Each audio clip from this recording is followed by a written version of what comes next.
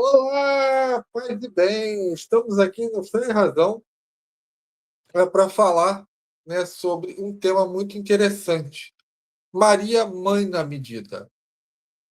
Eu acho muito legal que a Igreja Católica, né, hoje reservou as bem-aventuranças no nosso Evangelho. E o que tem isso a ver com Maria, mãe na medida? Espera aí só um instante que eu já começo. Mas antes, eu peço a você que a gente entre num momento de oração para que a nossa semana seja ótima, maravilhosa. Que Deus ilumine a todos vocês, né? Então vamos lá. Pai nosso que estás no céu, santificado seja o vosso nome, venha a nós o vosso reino. Seja feita a vossa vontade, assim na terra como no céu. O pão nosso de cada dia nos dai hoje. Perdoai as nossas ofensas, assim como nós perdoamos a quem nos tem ofendido. Não os deixeis cair em tentação, mas livrai-nos do mal. Amém. Ave Maria, cheia de graça, o Senhor é convosco. Bendito sois vós entre as mulheres, bendito é o fruto do vosso ventre, Jesus. Santa Maria, Mãe de Deus, rogai por nós, pecadores, agora e na hora de nossa morte. Amém. Santo anjo do Senhor, meu zeloso guardador, que me confiou a piedade divina, sempre rege, me guarde, no domine. Amém.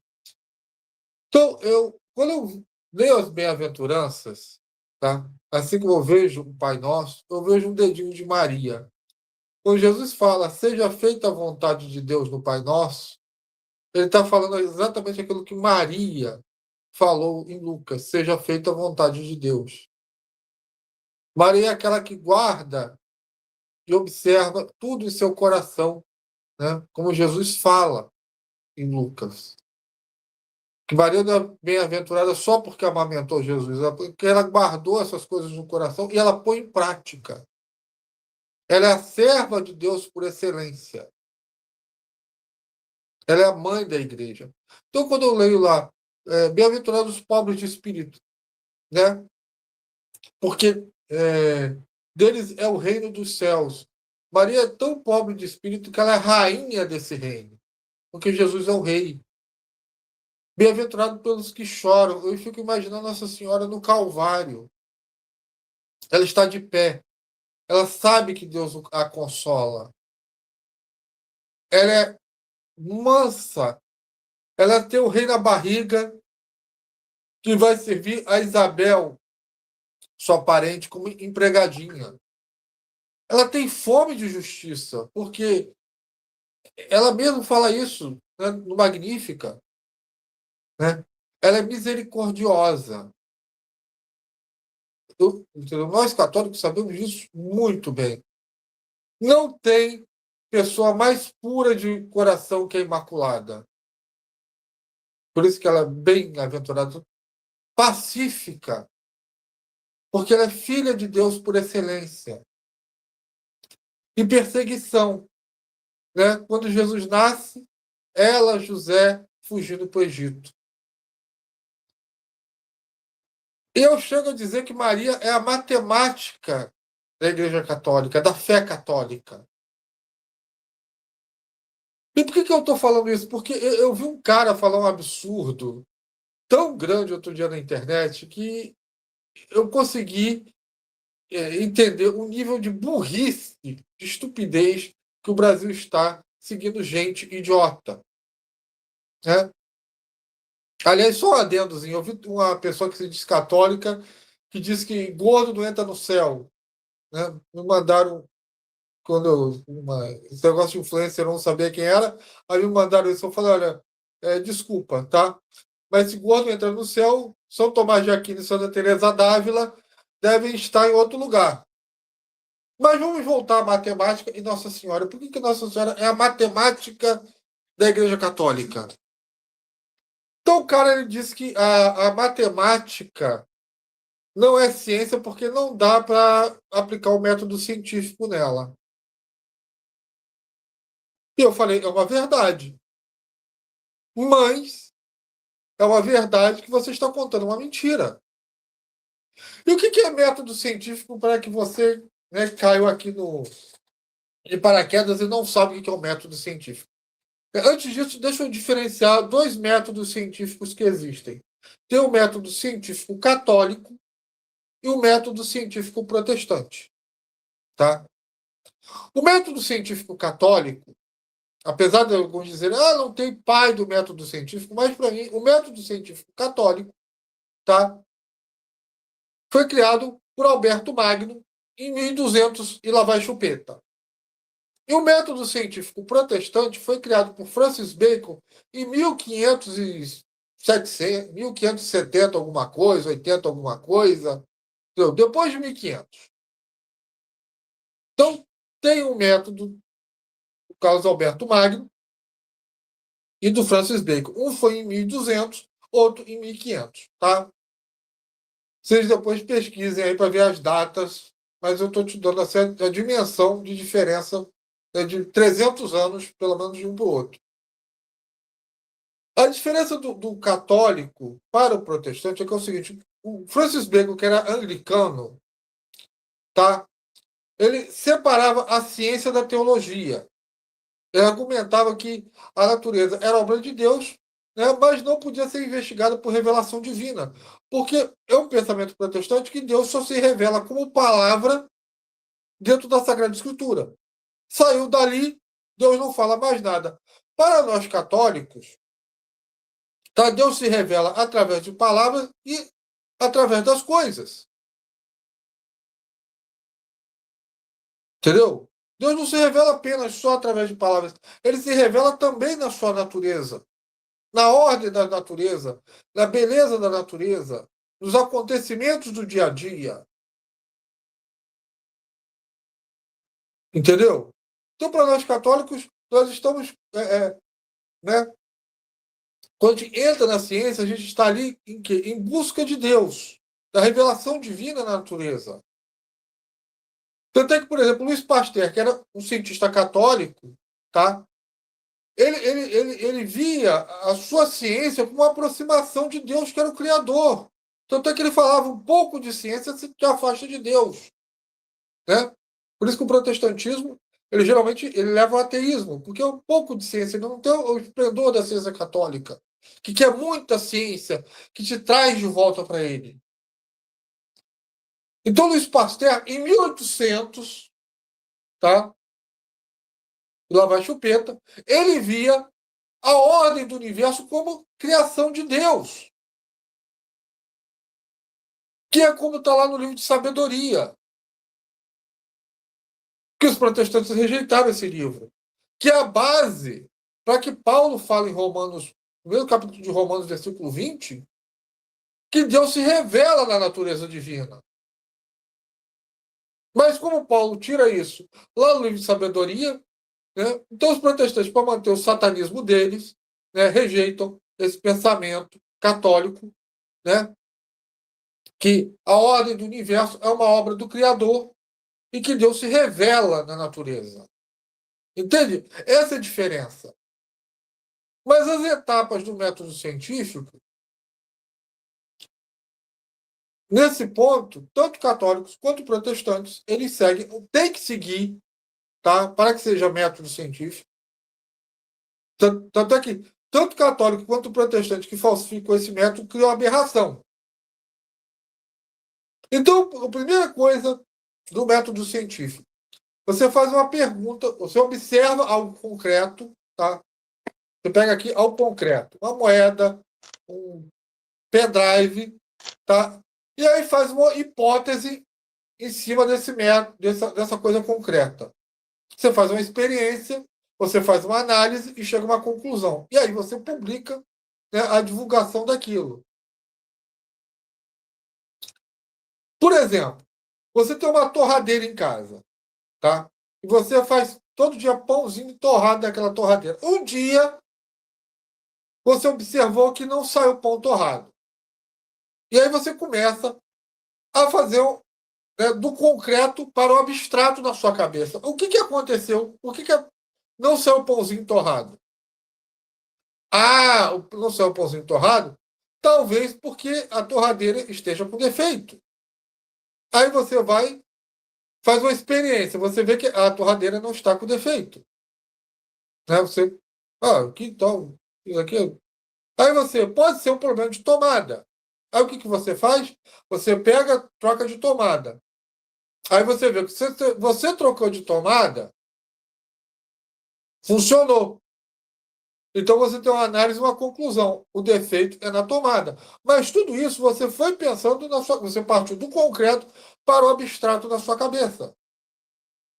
E aí você fala para a família, você publica para a família. Olha, o problema está na tomada, não é na torradeira. Entendeu? Esse é o exemplo de método científico. Simples assim é, tá? A matemática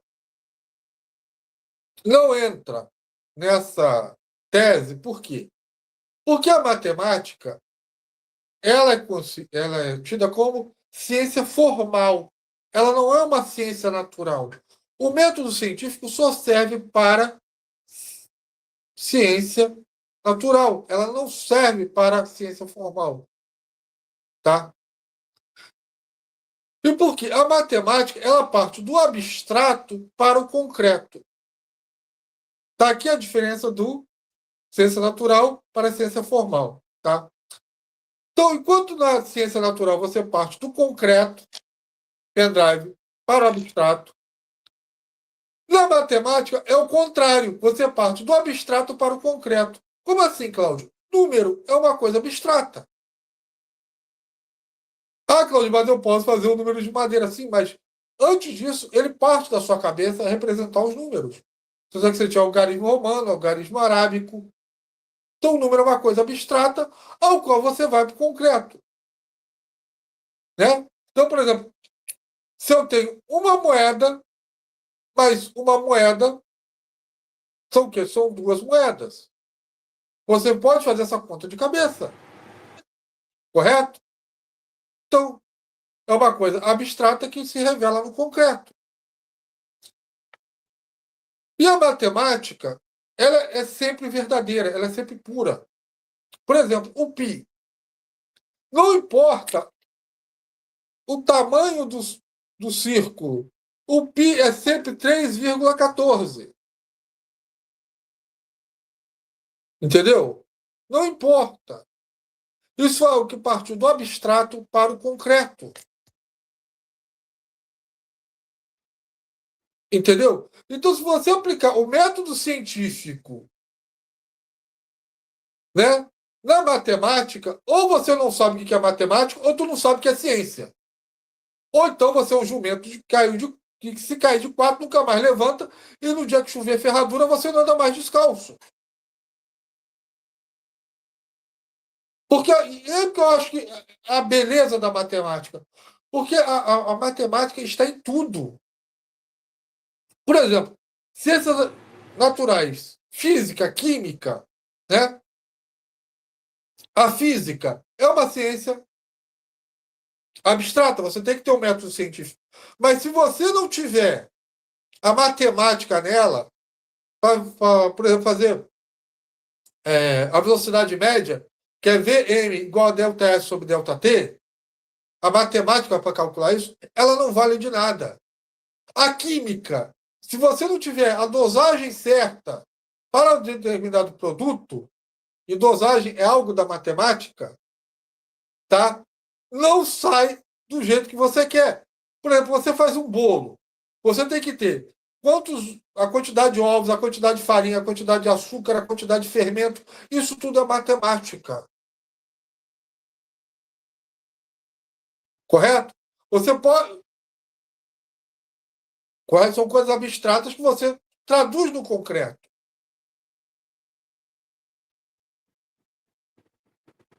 Correto? Então a matemática ele está em tudo. Tanto é que o Albert Einstein dizia que a matemática é pura. Tá? E é a sua maneira a poesia das ideias lógicas. A matemática é pura. Ela é imaculada, ela não é como a ciência natural. Ela está fora disso.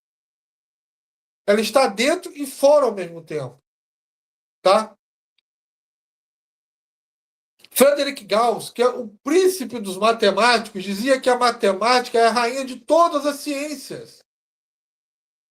Assim como Maria é a rainha da Igreja Católica.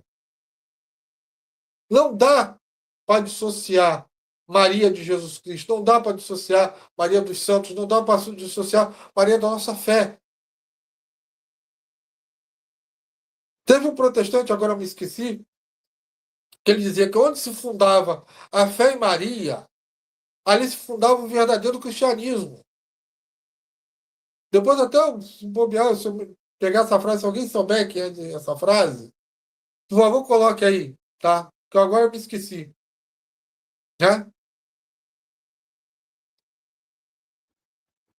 Malbataan, Malbataan, grande matemático, né, brasileiro, ele disse que a matemática é a senhora que ensina o homem a ser simples e modesto.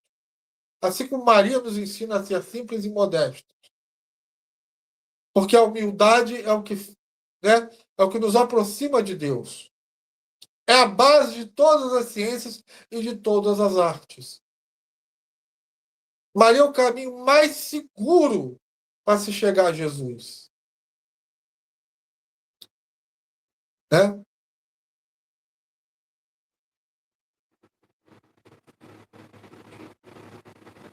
Nathanael West, que é um escritor, né, americano, ele dizia que os números constituem a única linguagem universal. Maria, no manto de Guadalupe, e aquele manto, ele é matemático, ele tem notas musicais que são matemáticas. O manto de Guadalupe ele é matemático, ele é matematicamente astronômico, matematicamente musical. E ele se traduziu numa linguagem universal para os índios, mexicanos e para os portugueses, para os espanhóis, para o povo da Europa.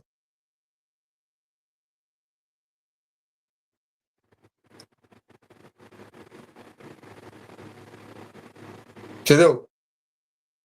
Então, por isso que eu falo, você não dá. Se você medir a mesma coisa que desse cara, pegar. Ah, vamos pegar a matemática e jogar nas ciências naturais. Não. Ela não é ciência natural. É a mesma coisa que você pegar Maria. Né?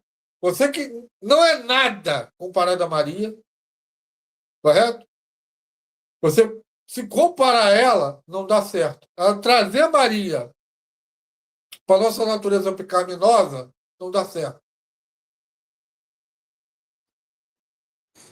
A Bíblia fala muito pouco de Maria, mas o pouco que fala diz muito. Maria é aquela que você chega dos 4 dogmas marianos, tá? Eles partem do abstrato para o concreto. É a lógica que ela é Imaculada Conceição. É a lógica que ela foi assunta aos céus. É a lógica que ela é virgindade perpétua. É a lógica que ela é mãe de Deus.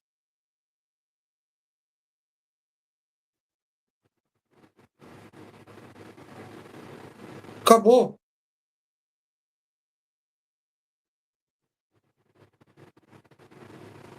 Então, fique com esse pensamento e eu quero fechar com Sabedoria 11:20, tá? Pegue na sua Bíblia, Sabedoria 11:20. Tem gente que bota que é 21, mas na minha está 11:20. Deus arranjou todas as coisas em números, medidas e proporção. Assim como de Deus arranjou, né, seu Filho, autor de todas as coisas, né, autor de todos os números, de toda medida, o Criador no ventre de Maria.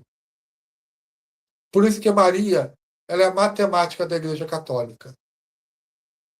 É por isso que todas as bem-aventuranças estão nela. É por isso que quando Jesus fala o Pai Nosso, ele fala, seja feita a vontade de Deus. Como Maria falou isso no Evangelho de Lucas. Ela é aquela que guarda todas as coisas no seu coração e põe em prática. Por isso que Jesus, quando a mulher fala, bem-aventurados são os seus que te amamentaram, ela fala, mais bem-aventurados são aqueles que ouvem a palavra de Deus e põem em prática. E Lucas diz que Maria faz isso por excelência.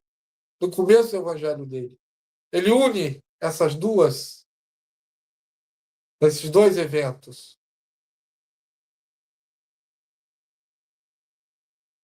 Então, fico com esse pensamento. Maria onde? A sabedoria divina não ocupará o corpo cheio de pecado.